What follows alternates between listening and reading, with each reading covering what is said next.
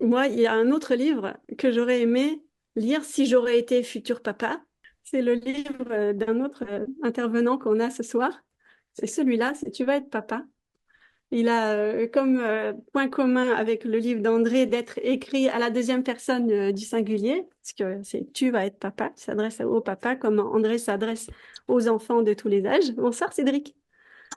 Bonsoir, bonsoir.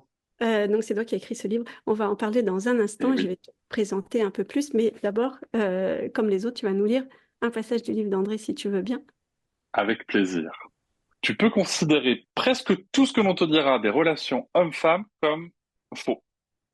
Rien que le fait de parler des relations entre filles et garçons sépare les hommes et les femmes en deux catégories, ce qui va à rebrousse-poil de notre nature, qui à la base ne voit pas les filles et les garçons, les hommes et les femmes comme des catégories séparées, ni comme des catégories en fait, ni séparées.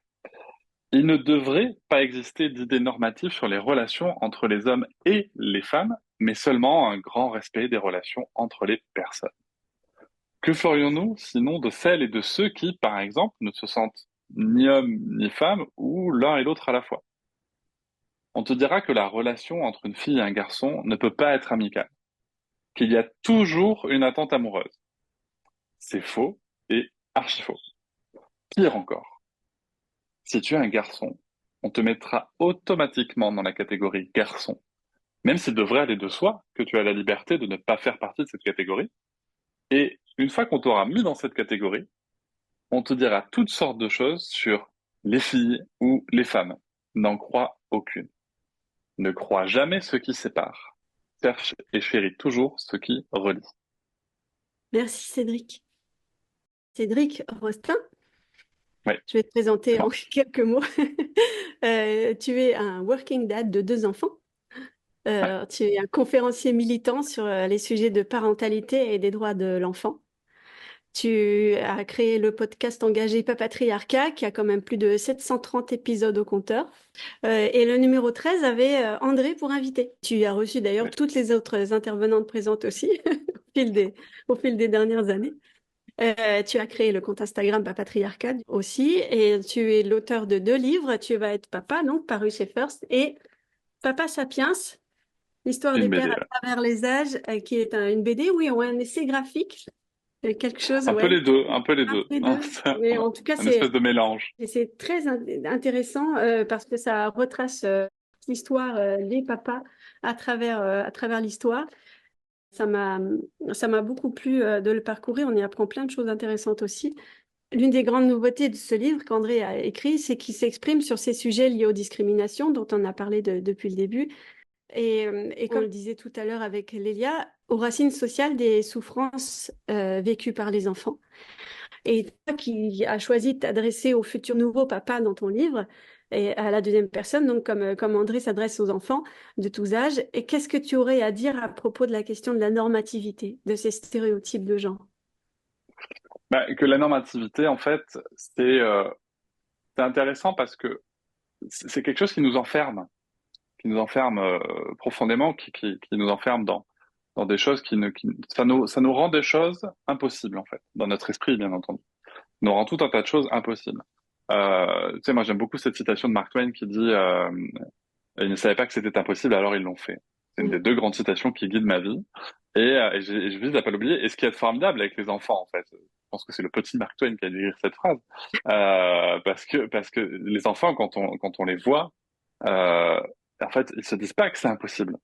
La seule chose qu'ils disent, c'est OK, comment je vais y arriver et qu'est-ce que j'ai à modifier? Il suffit de voir un enfant apprendre à marcher pour bien comprendre qu'il n'y a pas d'impossible, en fait. Donc c'est ça que je trouve formidable. Et, euh, et sur cette normativité, si tu veux, le truc, c'est que ça devient une tyrannie. C'est ça le problème, c'est qu'on est dans une tyrannie de la norme. Si tu n'es pas dans la norme, eh bien, l'essentiel du groupe va te rejeter. Pourquoi? Parce que le groupe a accepté la norme. Le groupe a vendu sa liberté de penser, sa liberté d'agir au nom de la norme. De quel droit est-ce que toi, tu ne serais pas dans la norme? Et le risque de la normativité, il est là, en fait. Il est que des personnes qui vont embrasser leur nature profonde vont se retrouver dans le rejet, on en a parlé, dans cette douleur du rejet, alors que c'est plutôt la norme qu'il faudrait questionner. Et cette normativité qu'on trouve partout, mais on la trouve dans l'homme-femme, on la trouve dans l'éducation, on la trouve partout. Il faut être dans la norme. Et je vais te citer un des futurs invités de mon podcast qui, sur les stéréotypes et donc sur les normes, disait, c'est dur de s'en défaire parce que comme on a grandi avec, c'est un peu comme notre doudou, les stéréotypes. Mm. Et il faut s'en séparer. Et Et oui. ça nous rassure, en fait, les stéréotypes. Ça nous dit qu'on est bien dans la norme. Donc voilà ce que j'avais à dire sur la normativité, sur le poids de la norme.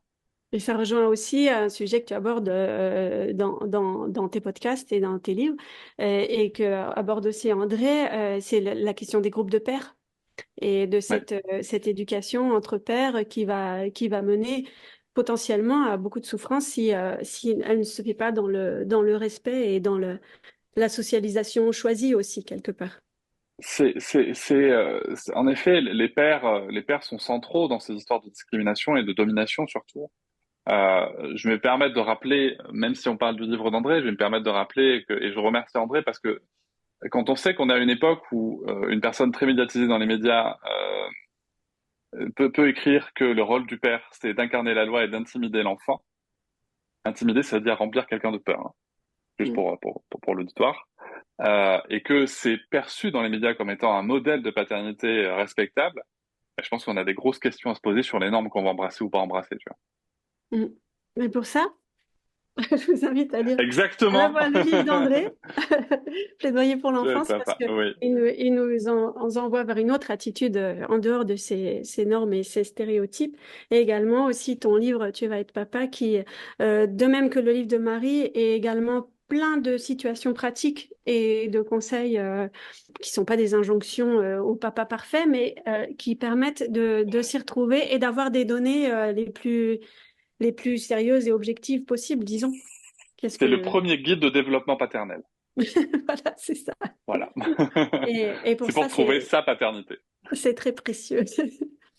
Et il y a aussi un sujet que tu abordes beaucoup dans ton podcast et dans ce livre, c'est de manière aussi très pratique et très concrète, c'est celle du consentement, avec notamment le fameux va faire un bisou à tonton, va faire un câlin à tata. Et c'est aussi un sujet qui occupe une grande place dans le livre d'André, dans Plaidoyer pour l'enfance. Et on va en parler tout de suite avec Capucine.